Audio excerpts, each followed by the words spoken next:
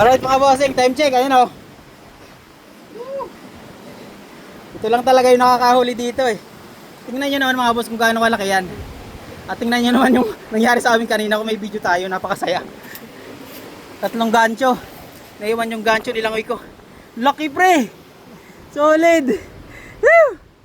Napakatindi mo. Check! Kabababa lang! Nagsiset up pa kami. Dalagan! Solid. Laki. Ang laki na yan, Brad! Ayun o, ilang grams yung lure niya? Ang laki!